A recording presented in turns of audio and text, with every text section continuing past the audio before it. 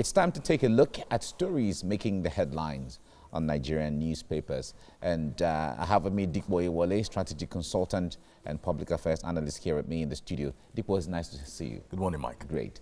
All right. Let's start right away from News Direct.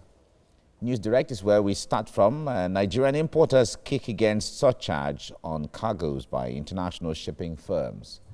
And surcharge is economic sabotage and insensitive. Shippers Council is saying this. All right. From the News Direct, let's go to Daily Times. Why CBN must stabilize forex to check rising inflation. Why CBN must stabilize forex to check rising inflation. That's Daily Times.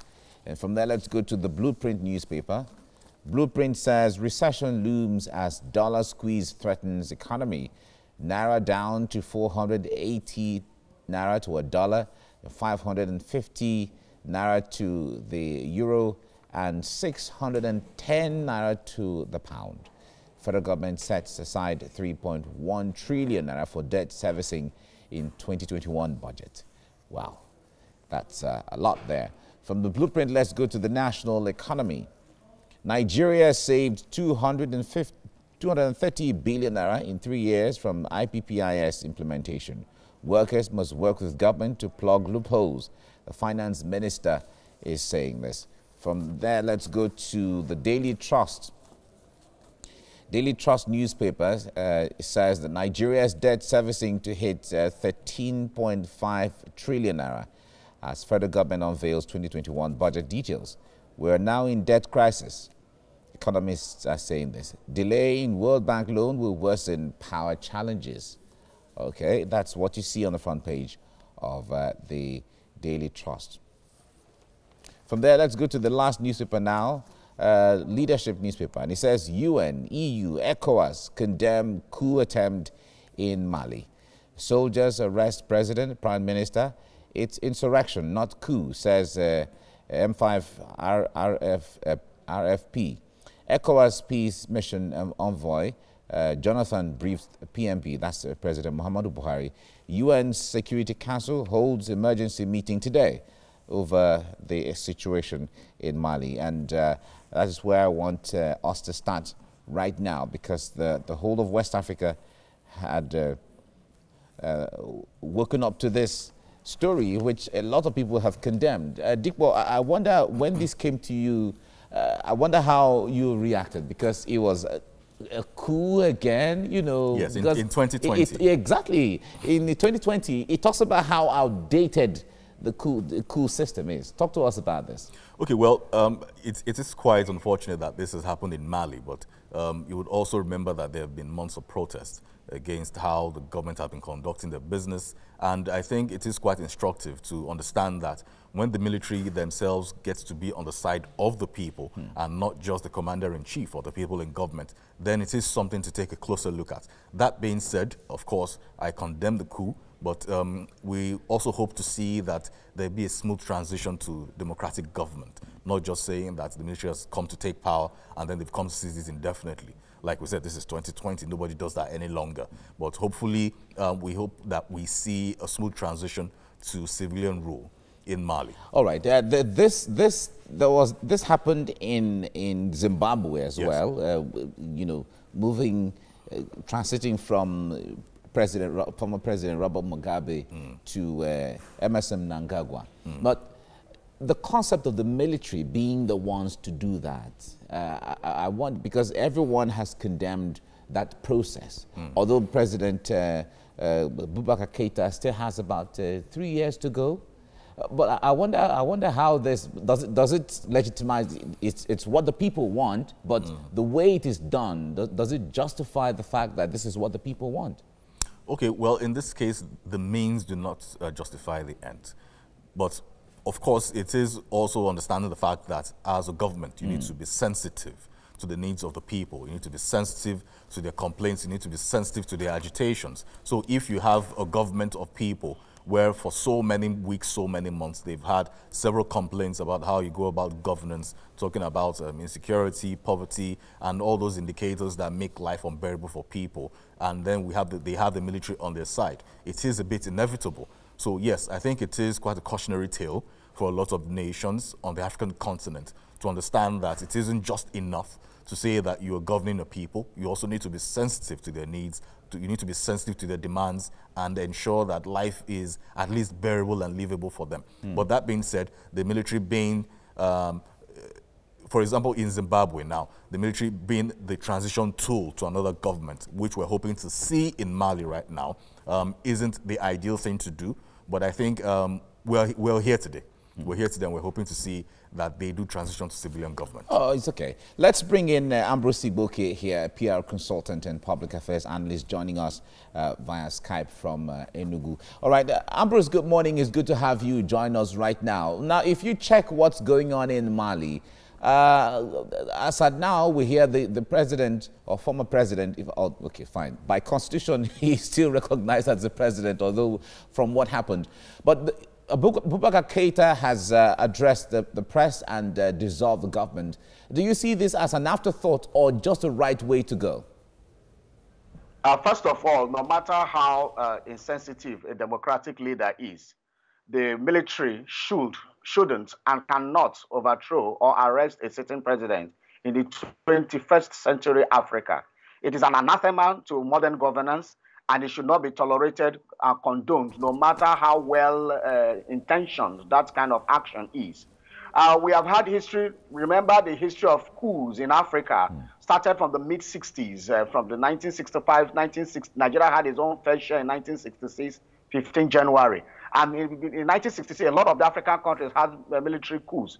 And military coups were just the manipulations of some Western powers to be able to remove some Pan-Africanists and people who were Afrocentric as presidents, people like Leopio Songlo, people like Kwame Nkrumah, a lot of other people that were Afrocentric, that were not buying into the agenda of the neo-colonialists.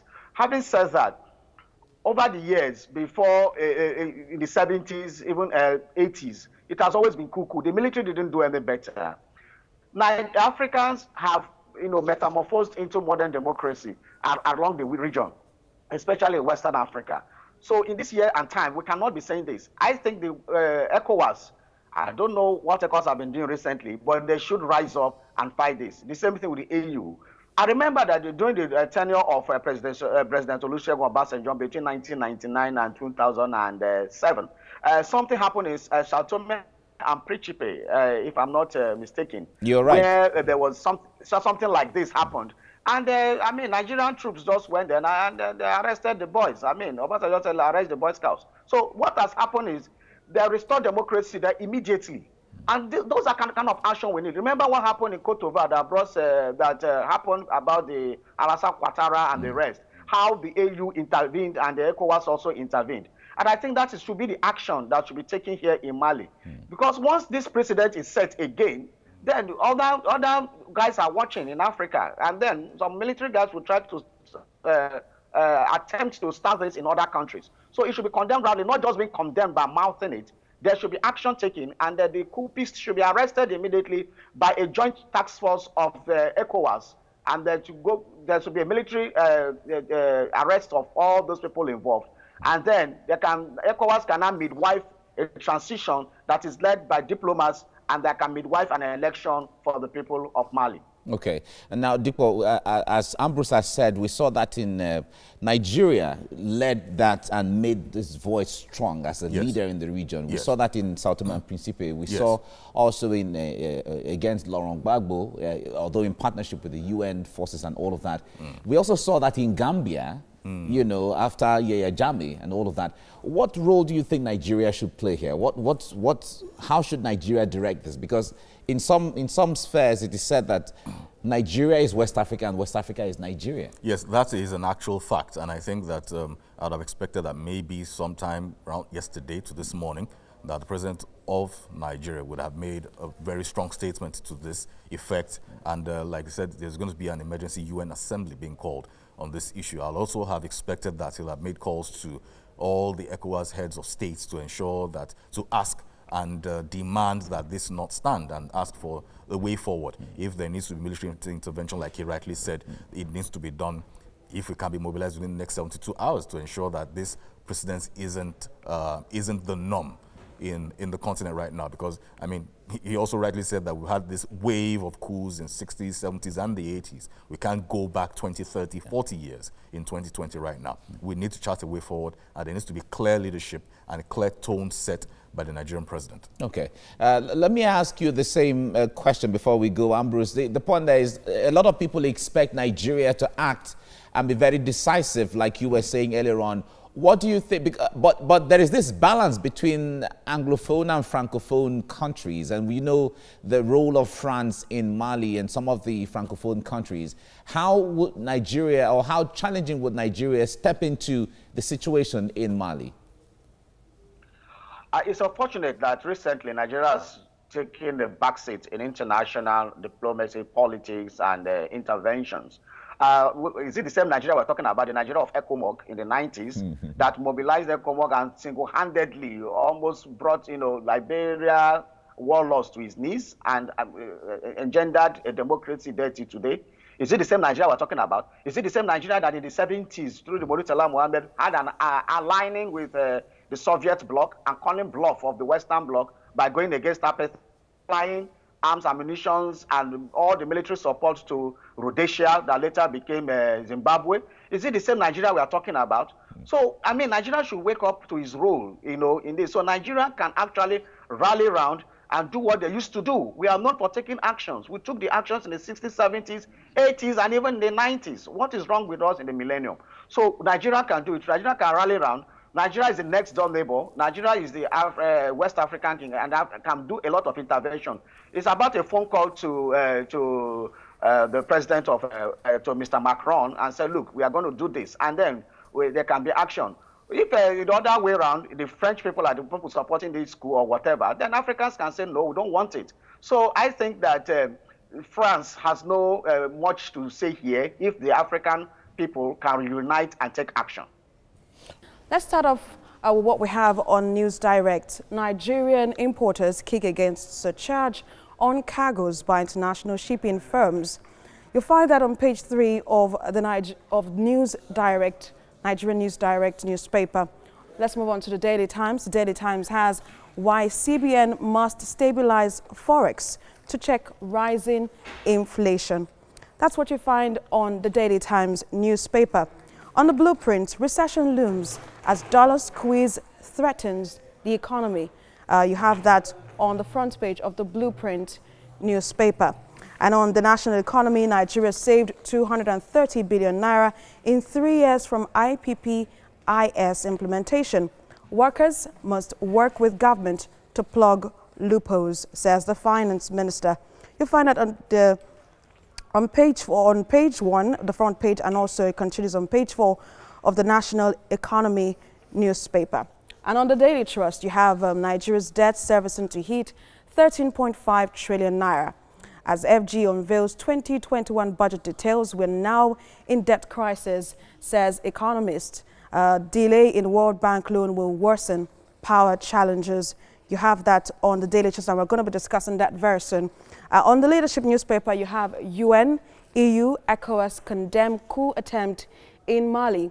Soldiers arrest president, prime minister, and that's what you have on leadership newspaper on page 4 of leadership newspaper. What we're going to be looking at this morning is the major story on the Daily Trust newspaper, which says Nigeria debt servicing to hit 13.5 trillion naira as FG unveils 2021 budget details. We're now in debt crisis.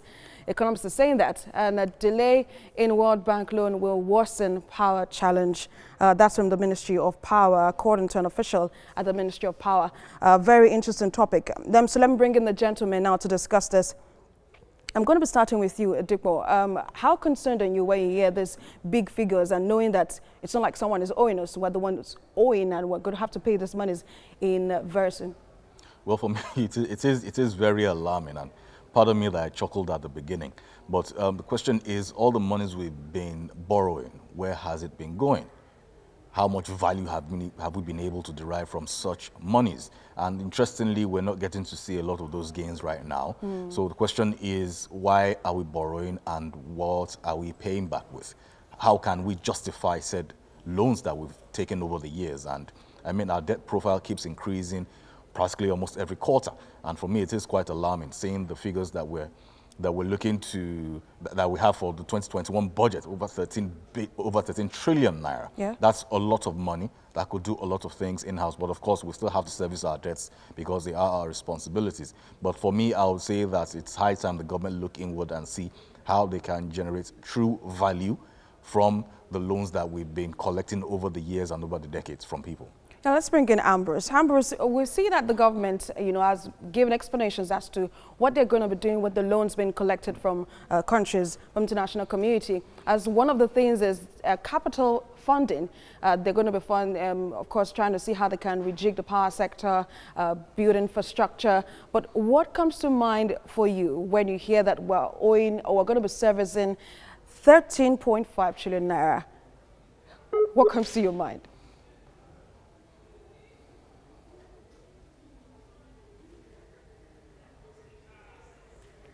I'm afraid we have lost connection with Ambrose, but then let me come back to you. An official is saying that this particular delay in the World Bank loan, that's what we're supposed to get from even the World Bank, yes, would worsen the power challenges.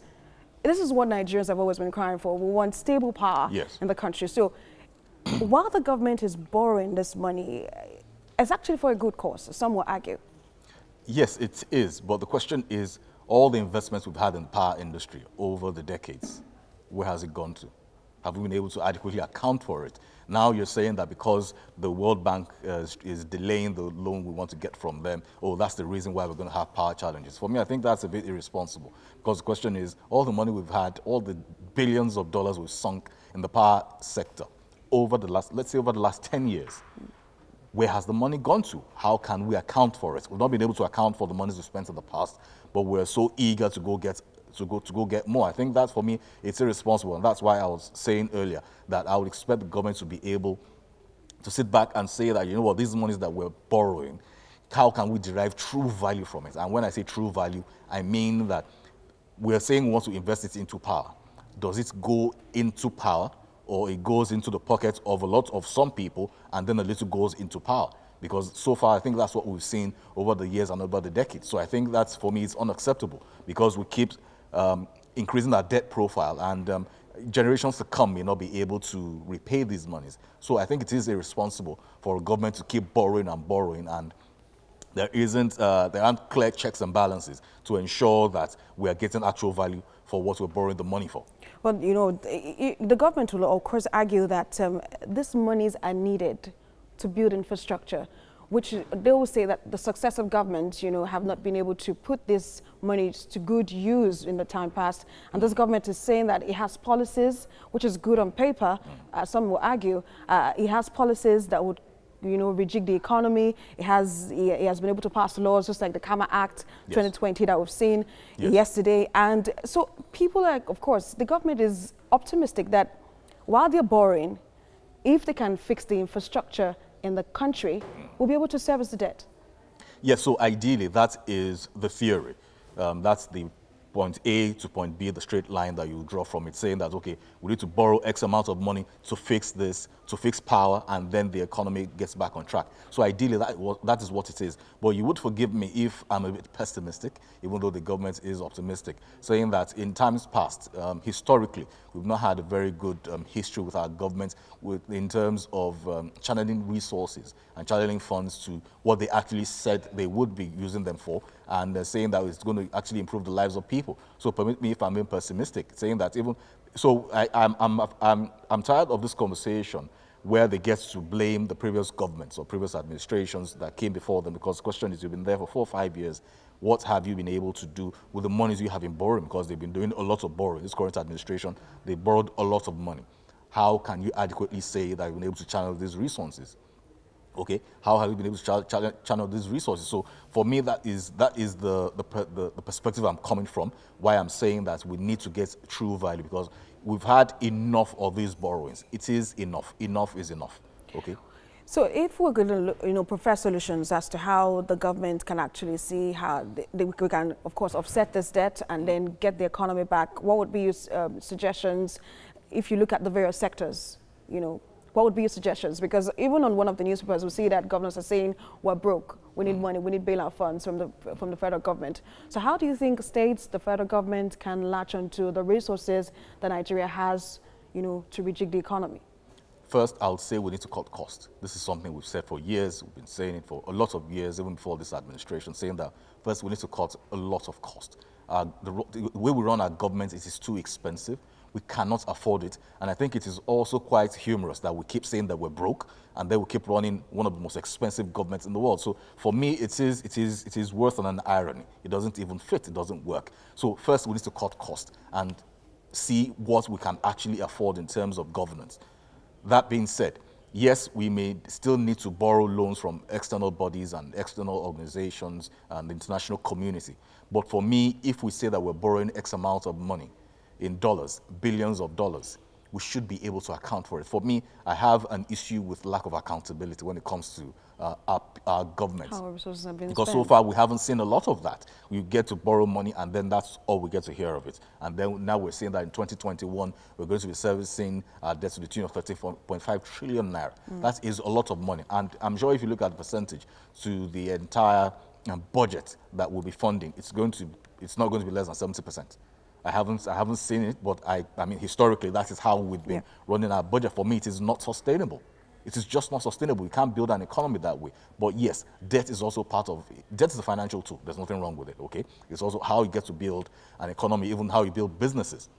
But we need to be accountable. We need to be responsible. We cannot keep borrowing and then it goes to the pocket of some and then it doesn't go into the said infrastructure that you promised that it's going to go into. That isn't just sustainable. Of course, it's a pleasure to see you dissect this topic, Nigeria's debt servicing to hit 13.5 trillion naira. Of course, in the coming days, we will see how the government will be able to manage the funds that they get from the international community. We truly hope so. Thank you so much for your thoughts on me. TVC Breakfast. Thank you.